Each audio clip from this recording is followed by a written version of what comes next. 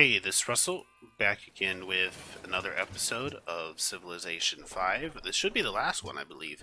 We're going to see a bit of an explosion in science and research and great scientists and stuff like that to finish off this game as quickly as possible. We're going for a scientific victory, and assuming that we're not interrupted in it, we should be fine to get there pretty quick. So you see me going and queuing up all the buildings I think I'll need for getting there sooner. I'm queuing up some research labs. Factories, I don't think help with that because they're not going order. Funnily, or maybe it does. I forget. What did that say? Oh no. Is the factory bonus from rationalism or from order or for what? I forget. It's been a minute since I played, but there is like an ideology that'll give you science from your factories. It's been a minute. Um, I'm pretty sure we've gone with like the freedom ideology, and the idea behind that is um, mainly the buying of spaceship parts. So we have a whopping 761 gold per turn that we're making, and we're getting more by selling luxuries to people and stuff like that. And yeah, we are doing very well because of it. And yeah, the goal is, of course, make a ton of money, buy the spaceship parts, go into space. And you'll kind of see what we do here with this episode.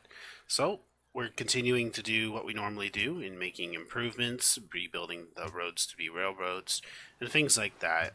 So the reason why you want to turn your roads, regular roads, into railroads is not only so that your troops can go to places faster, but also when you have a railroad going to your city from the capital, it will give your city a production boost. So you do want to direct railroad to the capital as much as you possibly can. We have a lot of cities being built up. We still have some cities pretty far behind, like South Palestina is just building a university there, but that's because it was recently captured, not the biggest pop cities. We do have a Roman city now kind of in the Tripoli area being settled. It's pretty crazy that they waited this late in the game to settle that area. I think it's probably because it's on Prince difficulty. Like, I'm sure they would have had a bit more of cities there, or Carthage probably would have built cities there if it was on a higher difficulty level. I could have built cities there very easily, but I chose not to. I chose to just focus on the cities that I had. Was that the right decision? Yes, I believe it was.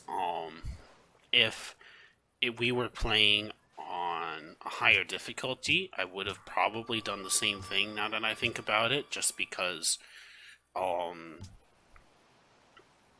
there's much more. What's the word I'm looking for? It's much more likely that on a higher difficulty you'll get like one AI at least that steamrolls, if not two, by like conquering its neighbors and stuff like that. And you want to be able to have enough happiness to intervene against them. So right now we have 206 happiness. What's good about that is if we wanted to take out AI, we could do that with any AI on the map and not go into unhappiness in doing so. Like, we can take every single one of their cities. So that, yeah, that's probably best to not build more cities. At this point, though, actually, if we were to build more cities, we wouldn't get too much of an unhappiness decrease, just because we have so many happiness buildings we can build in our cities now that just makes our happiness way higher than population of many of our cities. So yeah, and that's the benefit of going both liberty and tradition and getting a religion that does pagodas to get even more happiness and so on and so forth. All of it stacks up, like, by a lot. And going commerce, I'm pretty sure I went commerce this game. I'll probably know in a couple seconds because we're making 2,000 culture per turn right now, amazingly. Um, and yeah, getting gifted units from city states. That's always nice. Special units, even. We still seem a bit behind what I would probably normally be. A little bit behind what would be probably normally be in technology. But of course, that's going to be made up for the fact that they made up by the fact that we're going to be able to pop a ton of great scientists. Going order is probably the best one for just like straight science pips because you get more bonuses. Like you get like +1 science per city because along with other things, you get like the bonus for factories. I'm pretty sure. I really hope I'm not speaking on my butt on that one. It might be rationalism that gives that bonus. I could be very wrong. I think order in general just gives like a couple more bonuses to science that freedom doesn't give, but they're a little bit smaller, not quite as significant. But when you have many cities, it's going to be significant like this. See, +1 science isn't really +1 science, and that's something that a lot of players need to understand. Keep in mind when you get a bonus to science,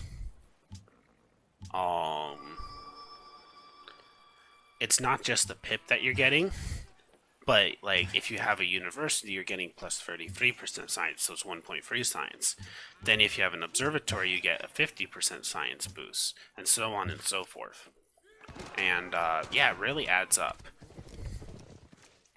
Like research labs and public schools, I'm pretty sure give percentages to science as well, or just one or the other. I forget which. Libraries are mainly to help your base science. Like they just give you like science per every 2 population, I think it is. And then all the other ones give science too, but then they also have like those modifiers that enhance your base science.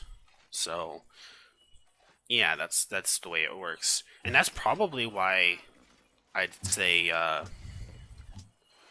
the pantheon for city connections is so powerful. Remember, at the beginning of the game, we went for the pantheon for +2 science for city connections. So much science. Like if you look at how many cities we have on the map now, each of those cities is getting +2 science plus the modifiers that on each individual city, all like stacking up and everything. That turns out like a lot of science. So yeah. Let's see, we have the policy, +17% from universities. Yeah, I'm pretty sure the bonus for factories comes from order. So now we're getting 50% science extra from every university, and you see how much our science has popped up because of that. Now it's 3,305. Notice we're producing 330 science in the capital when we were there. I'm pretty sure that's because all of the science for Messenger of the Gods, the science that we get like +2 per every city connection, I'm pretty sure that goes all to the capital. Like it's not like +2 science in every city; it's +2 science in your capital for every city connection that you have to your city. I'm pretty sure that's how it works. I'm not 100% sure. I'd probably have to go back in the game to check that to be sure. But I'm pretty sure that's how it works, which makes it a bit more powerful because then you only have to really build the science buildings like at National College and stuff like that in there, and it makes it very powerful. Again, I could be totally wrong. In fact, that's what Google is for. Let's see right now, in the middle of the video, we have a free social policy. And that gets us to finishing rationalism ever so much faster. Now we're making hundreds of more gold per turn. And the last tenant is not really that important in terms of like it being that good because we aren't really doing research deals with people. People don't want to do research deals with us unless we give them a lot of extra stuff because we're so ahead in science. But it will, completing the tree, give us the opportunity to start purchasing great scientists, which is the most important thing. We have 10,000 faith saved up to be able to do that. So I have Google open. Let me type. How does Messenger of the Gods work? Civilization 5. And I have my internet turned off right now. That's right, I forgot. Okay, I have to type it into the cell phone. Where is the phone? I don't know where it is. Oh yeah, it's over in like over here. Darn it, it's far away. Oh, yeah, my internet. I've been our my service provider's been annoying, so I have to use my like portable Wi-Fi to do like work, and yeah, and I keep it off during the day because it's got a more limited data on it. So all my internet service provider problems should be solved in a few days. It's just yeah, it's gonna take a few days for that to be solved. So they told me 5 to 7 days, and I think it's been 4 days. So actually, maybe tomorrow I'll have my internet back. So annoying.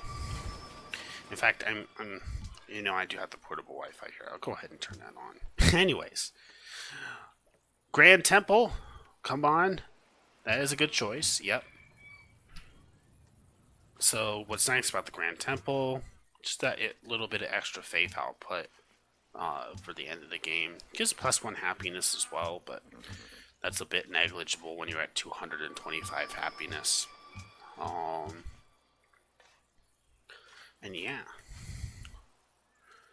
So 225, we're making 905 gold. Of course, it is a golden age. I think the modifier for double the culture has ended from the World's Fair, so we're back down to only producing 1,000 instead of 2,000 culture per guard. How sad, how terrible. We're only going to get like a social policy every 15 to 20 turns now. By the way, in Marathon, that's very good. I mean, in Epic. I forget I'm not playing Marathon. Oh yeah. Well, Epic, that's probably a little bit more normal. But there you go. I forget. Usually I play the game on Marathon, but I played this one on Epic. I played the next game I played on Epic as well, because I don't want to, you know, take up people's time. If you'd be interested in a Marathon playthrough, and let me know in the comment section. That's like the way I'd normally like to play.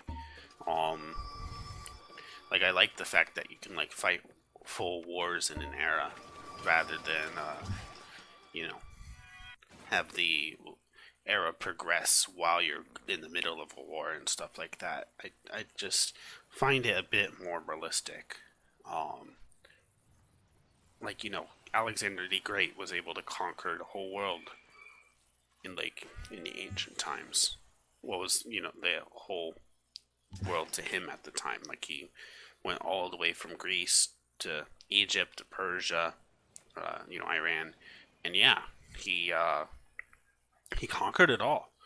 That's a lot of moving and marching, and if you're to do that in this game on like a standard or small speed on this map, you would like start off the war like in the ancient era, and it would end maybe like late medieval era. That's a good city, by the way, for them. That kind of stops the growth for my culture in that direction, and then they can just kind of settle backwards from there. So yeah, if we were to play like on a standard speed or something like that, then yeah, it would just wouldn't really go anywhere, you know. Like if we were playing on standard speed, my bad, that's not what I meant to say. If we were to play on standard speed, the war would start in the ancient era and maybe late medieval, early Renaissance era, and you'll start seeing maybe even musketmen by the end of the war. But most likely, it'll probably end with like knights and stuff like that. Anyways,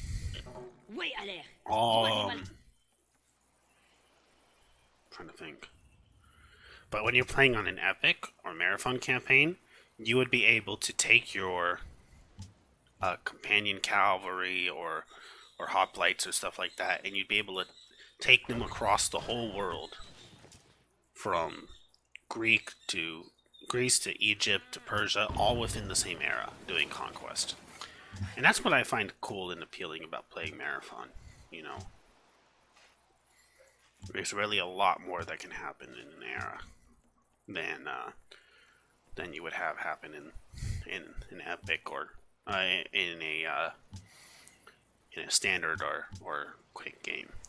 Quick is nice for multiplayer, although maybe I could have a lot of fun playing a marathon game in multiplayer. It'd be very hard to find people to commit to that. Um, yeah, most people would just play on quick, maybe standard if you're doing multiplayer. I'm a bit of a weirdo for liking epic and marathon, maybe. Tell me what speed you guys prefer in the comments. That would be something I'd like to know. So I turned on my portable Wi-Fi a bit ago. Let me see if I can ask my question again. How does Messenger of the Gods work? Civilization 5.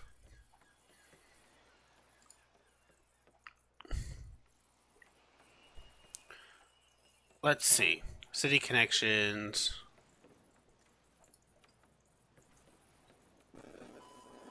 City connections when the city to your capital. Oh, there's an annoying noise that just came up. 1 second. I hope that's not showing on the microphone. I think it's coming in the microphone also. There we go. That should fix it. Anyways.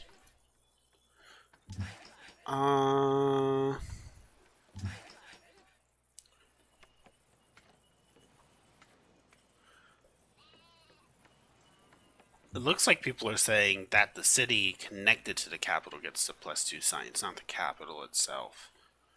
So maybe I'm wrong about like capital being 330.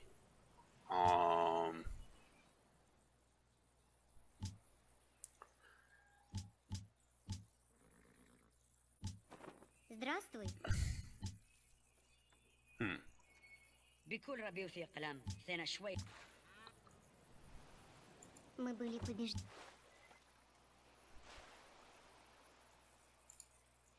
Interesting. That was just some random forum, so it of course still might be wrong. Let me see. This is on Civ Wiki. Let's see what this says. Messenger of Gods +2 science in cities with a city connection. So I guess that's in the city of the city connection if we just play that at its most literal thing. Okay. Well, then that means, you know, building universities and all like that stuff like that in our cities is really important to maximize that +2 science in all cities. Okay, that's good to know. I was unsure there, so I'm glad I cleared that up.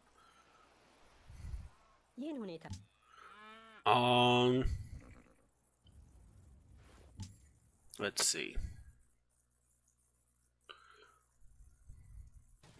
We have some archers. How terrible. -1. That's going to be some free experience for that unit, so he could just sit there and take it. Unless I get annoyed with having to watch the animation every turn. In which case I could turn off animations, but I like to keep them on. I really like to keep them on. I only really turn them off if it's in like a multiplayer game or I really want to finish the game that I'm playing. You know, you can tell by the fact that I'm like a player who likes to play epic and marathon that I really do like to take my time in these games. I'm in no rush, believe me. And yeah, plus 25% great people generated. That's useful because all my cities have potential to generate great people, although it'll probably take much longer in some cities than others.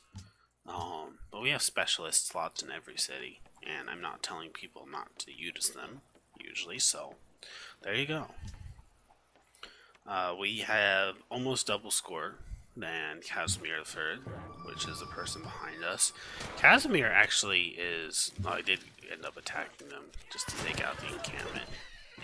Casimir is actually a very good civ to play with the civ traits mod. Like anyone with the happiness trait bonus is really good. I really like that one. On top of that, he already does have like one of the best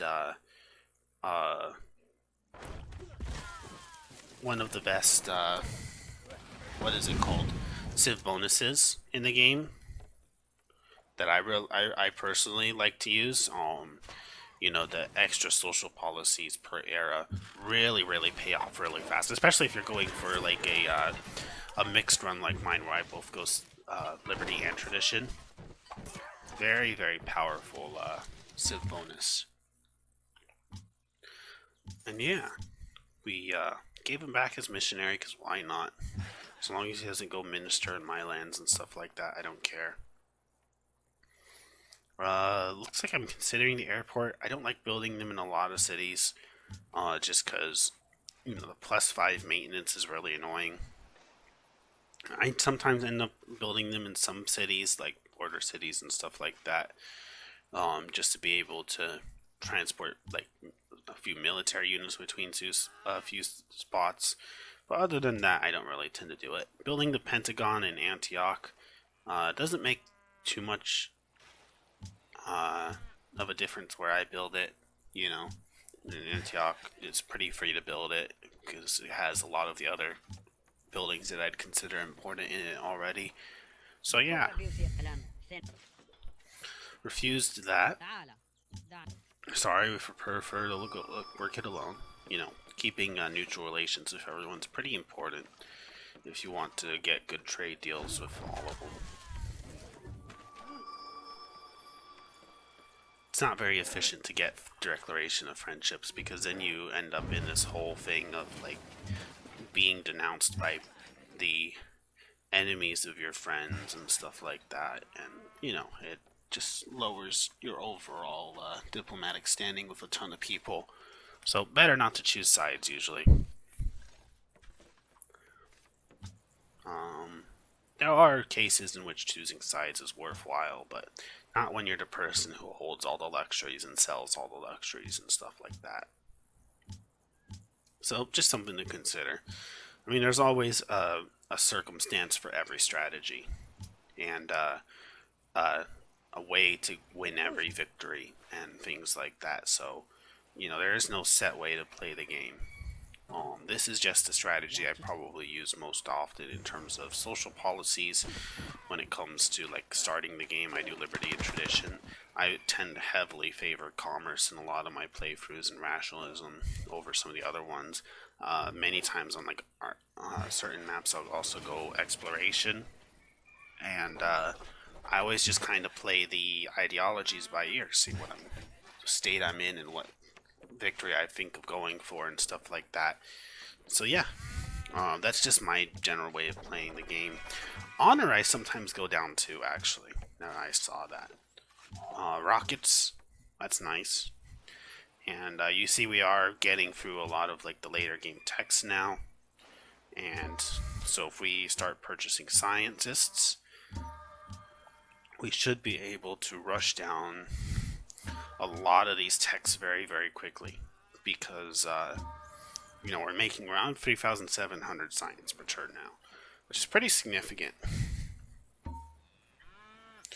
And you see me kind of setting everything up for next turn, when I'm probably going to pop all those scientists. We'll see. I'm not sure if that'll be next turn or not. We'll see. If it's not next turn, it'll be in a few turns from now, though. Because we're getting to the point where we're pretty late in the tech tree, and we can probably close to finish the tech tree by popping off all those scientists. So at this point, we haven't even researched satellites yet. Now keep that in mind.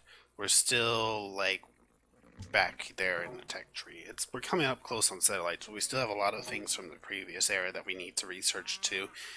Before we can, build the spaceship parts and stuff like that. So the great scientists are going to get us there. That's the idea behind them. So, yeah. Am I going to use them yet? Looks like not quite yet, maybe. Still collecting them, maybe. We'll see.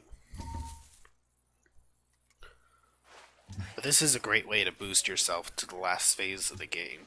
And it's nice to hold on to the faith, because who knows, maybe you'll have another use for the faith, especially if you have a religion that you can use to purchase military units.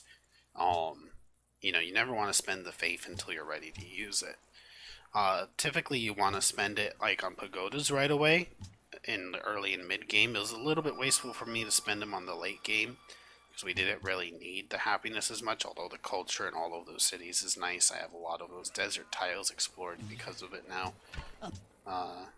Poor Zulu getting caught, the spies caught, and yeah. Ideology has been adopted by Poland, the Order ideology. That's probably not going to turn out well for them. Maybe it will, but yeah, Poland ideology. Poland is a very big country, so they might have a bit more happiness struggles than I would, especially because Russia doesn't have the most diverse amount of luxuries in it on this map, I believe. Like the Mediterranean tends to be where a lot more of the luxuries are, especially in the east, which I think is pretty cool. It makes sense to have like a few more of these unique luxuries in the east and stuff like that. Although I wouldn't have this many luxuries if it wasn't for expanding, of course, but still, I would have had quite a bit of luxuries if I just kind of stayed in Anatolia and Constantinople and stuff like that, because you do get a good number of luxuries there, even if I hadn't been conquering anyone. And yeah, the Italians are settling more cities in Tripoli. Cool for them. They'll actually have their own little strait via which they can bring their ships because of it, assuming their culture grows and everything. Looks like I can pop the Great Engineer to finish the it was a Hubble Space Telescope, I think it is, yeah, which will give me even more great scientists when that's finished. So that's a very good timing for the engineer. If anything, I maybe would have bought one if I hadn't gotten one like that, just because I did go tradition, so I can buy them. And yeah, bombard. And we prefer to go it alone. And we're pretty much ahead at everything. I mean, Portugal is almost behind in everything, with the exception of Ethiopia and Morocco in some parts. Poor Portugal, both in this game and the next game I'm going to show you guys, doesn't really ever kick off. It struggles a lot. I noticed the Portuguese AI isn't really the best AI in this game either. Like, not just on this map, but on other maps too. Which is really weird to me, because it's such a good nation to play. It doesn't get a lot of extra bonuses in this mod, I think. I think, like, you could get better bonuses. But, like, its base game, like, things it can do is very versatile. Very fun to play. Portugal doesn't get played enough by people, in my opinion, really. Very, very good civ to play. I can see myself having a lot of fun with it on a world map or something like that. I have had a lot of fun with it on regular civ maps. So, yeah.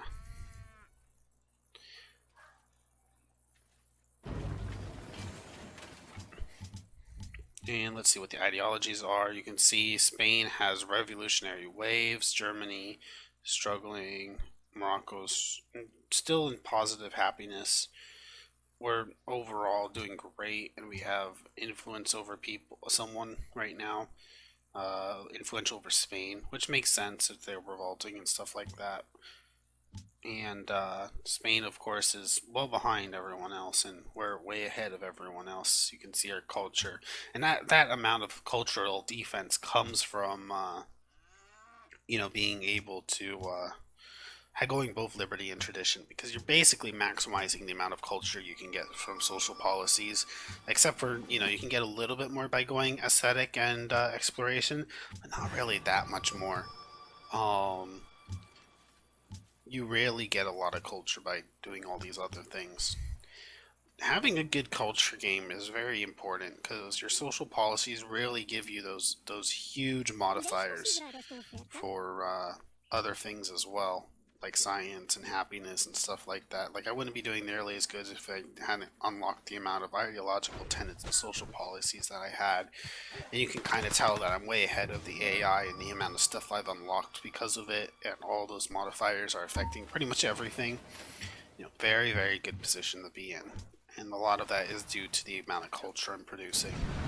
So you can imagine me being influential in one culture already and producing so much culture, and I'm not even going for a cultural victory. You can imagine what it would take to focus down culture and go with a civilization maybe like the Indians or Brazil and stuff like that, and really try to min max it to get a cultural victory. Cultural victories take a lot of min maxing. Like Podeis considerar esta oferta? what I've accomplished in this has been simply me going through some very basic things. Like I try to build my uh, great person buildings for musicians, writers, and artists somewhat early, although I could have built them earlier. Uh, I didn't go for the social policies that would have maximized it, but those aren't very hard to get. Um, and yeah, like I've done this much, but it's still ways off from being influential on everyone. So cultural victories are not an easy thing to accomplish, but they can be accomplished in almost every game and situation, so long as A, you make it a point to discover every civilization on the map as early as you possibly can, and B, you really min max that culture, and maybe even go for one of the wonders that would get lended with cultural victory, assuming you're not playing on a deity level. So we have unlocked satellites, and we have the beautiful world map now, and it is beautiful. You can see what I mean a bit better about the curvature of the Earth with this now that it's fully unlocked. You can see it's very clearly Europe, Arabia, North Africa, and there's a lot of space in Africa too, mind you. But a lot of the space is not very useful, if we're honest. A lot of it is desert, and while it is, you can make workable cities in it. They're not going to be as efficient as your main cities. Um, I've played the game as Arabia before, where I settled a lot of the desert tiles in Arabia and stuff like that, and made the cities very efficient using internal trade routes and purchasing stuff. Um, and of course, because all of those cities had a ton of oil, that was very helpful too, because I could sell the oil to people and make a ton of money off of that, which I could then go into developing the cities, but purchasing things like granaries and hospitals and stuff like that in all of those desert cities. So that turned out really well. We have the most delegates, a whopping 30 delegates, so we're well ahead of everyone. Again, we're not going for a diplomatic victory. That much is obvious, so or we don't have enough delegates to pull that off. But yeah, we have a decent number of delegates. We can also put diplomats in different places as well to maximize our delegates. I'm pretty sure I did do some diplomats already, but I can maximize it a little bit more because I have one spy I'm not even using. I doubt I even noticed that. You see me looking across the map, you can see how a big part of the problem for people has been, uh, a lack of space to build and expand, and a lack of conquest. Like, Germany seems like it was in a very good position to start conquering everyone around them. Poland could have expanded into Europe itself and finished off Russia and stuff like that. Uh, the Zulu, especially, I am very surprised that they did not expand a lot this game. Usually they conquer the Ethiopians and then conquer the Arabian cities that get settled in the other end of the on the other end of the desert, then start threatening like the Egyptians and stuff like that. But they did not do that this game, which is very weird to me. It's not normal for this map. And I wish they did better this game. It would have been a nice end game challenge, because they do tend to be an end game challenge. They have like Victoria, so like they can like do very well if they're given the opportunity to do well. I think the AI just kind of fell flat on its face for the Zulu this time. So yeah, Syria as well. I feel like could have done a bit better. Persia I've played before on this map, and I've done really good with them on this map. They are started in an excellent position, lots of access to luxuries, and better position defensively than anyone else in the area. So it's sad to not see them do very well. Yeah, the biggest person who did well this game was Poland, and they didn't even take full advantage of the situation. And I can't see what the AI was doing. Maybe like the other AIs fighting them had, just a much better exchange in all of the fights and stuff like that, and balance themselves out in that way. But usually you do get an AI that kind of, or most of the time, sometimes two AIs that really come out on top. And we didn't see that this game. And might have been because of Prince difficulty. So we will up the difficulty next game, of course. But yeah, not very impressed by the AI this game. I have been impressed by them in the past, and they have provided late game challenges on Prince and King and Emperor difficulty sometimes. Next difficulty level we'll be playing on is Emperor, by the way. I don't want to do a deity run because I don't want to lose on my first couple playthroughs on YouTube, although I am not close to that idea in the future. So we're going to research uranium, and we already have 7 in our country, it looks like. There's 7 that are already being worked, mind you, plus some other resources. So we have that one that's unworked, that one that's worked, that one that's worked, and that one that's worked. So we just have one more source we need to work, and then we're working all the sources in our country. Not very far away from other sources either, if that was really important to us, but it's not. We won't nuke anyone before it's time to leave the map and everything. And yeah, beautiful map. I love it. It looks much nicer on this mini-map than it does on the map at the end of the game. Just because the map at the end of the game tends to like show cultural borders on water, which I find a bit weird. I find it a lot prettier to have like the cultural borders on water not being shown on this mini-map. Like on this mini-map. I think it's very pretty that way. And it makes sense because, you can actually see what's going on a bit better on the map. So yeah, Constantinople. We have lots of great scientists. I could pop them off right now and probably be close to a future tech. There's a few techs below it.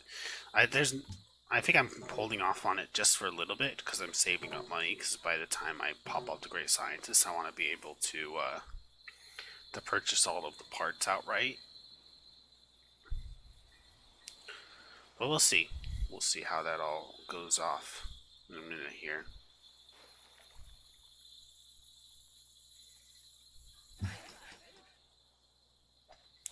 And we have some units.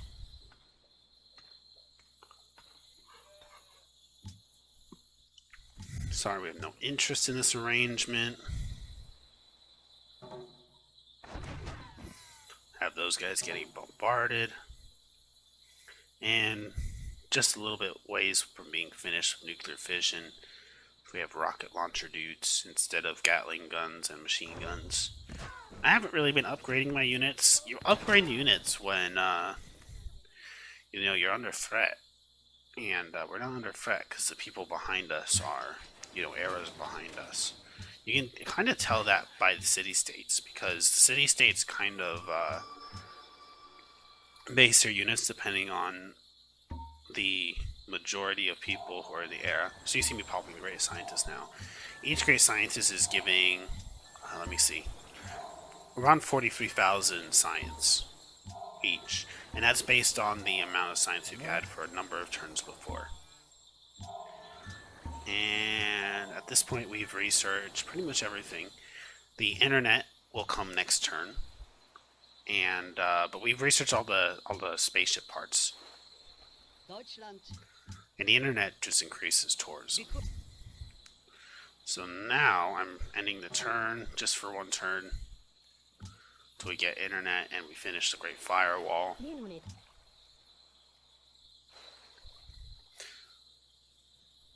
And notice it's 1902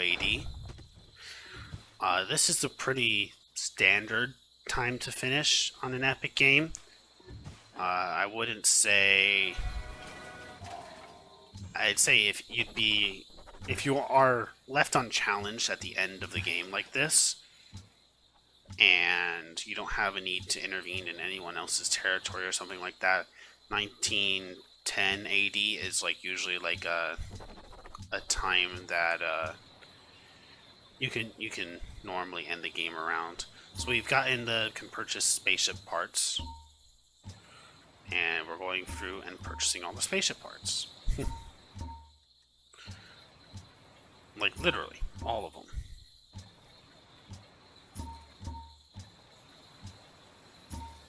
Bam. And there's nothing else we can purchase. So this is a fun strategy to use when, basically, how do I put this?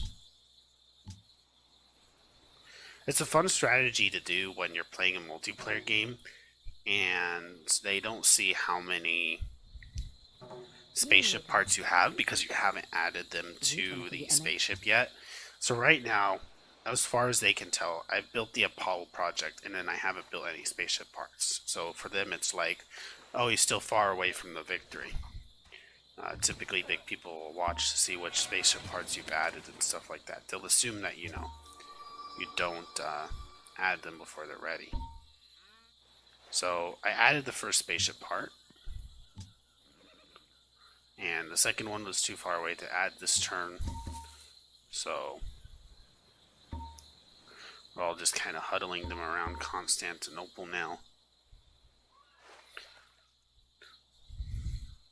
And next turn we'll finish the game. It's at 494 turns. Next turn will be 495.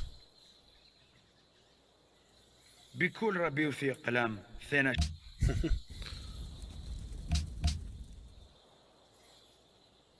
So as far as they're concerned, I just added my first spaceship part.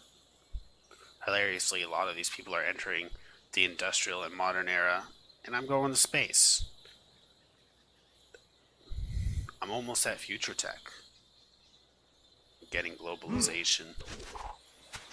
Pew pew.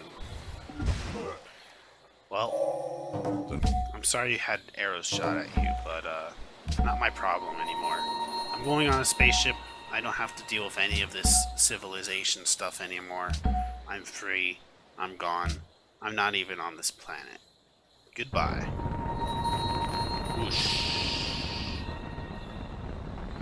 So yeah, thank you guys so much for watching. You have achieved victory through mastery of science. You have conquered the mysteries of nature and led your people on a voyage to a brave new world. Your triumph will be remembered as long as the stars burn in the night sky. That it shall. That it shall. So yeah, thank you guys so much for watching. From here on, I'll just have some music play over the replay of the map. You see me looking for demographics real quick. We'll talk over it while we're looking at this stuff. I'm pretty sure I go through like some of the stats. We easily hit the highest level, 399.8. And yeah, when we go to the replay, we first see all the graphs that kind of show us where we were in comparison to everyone else. Constantinople is mounted. There's all the messages for the whole game if you want to see them. Graphs wise, we're well ahead of people in score. Some other interesting bless me, other interesting graphs. Access happiness, way too much. Gold per turn, way too much. Just light years ahead.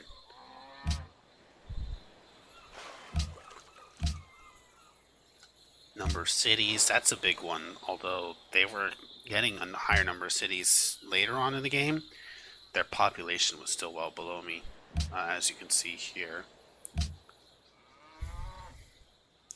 More than double their population. Science, culture. You can see we're getting a lot more social policies with them by the amount of times the culture went up and down like that. Culture per turn. Of course, it shot up there double because of the World Fair. Worked tiles, about the same. So yeah, thank you guys so much for watching. Have a good one. God bless. Bye.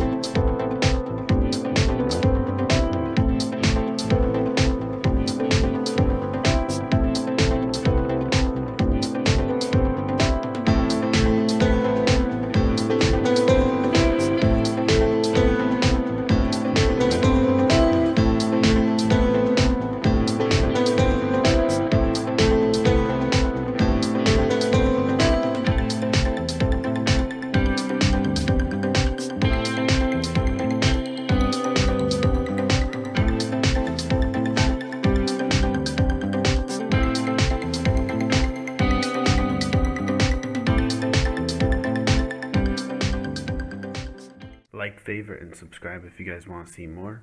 Always interested in your feedback down in the comment section. You guys have a good one. God bless.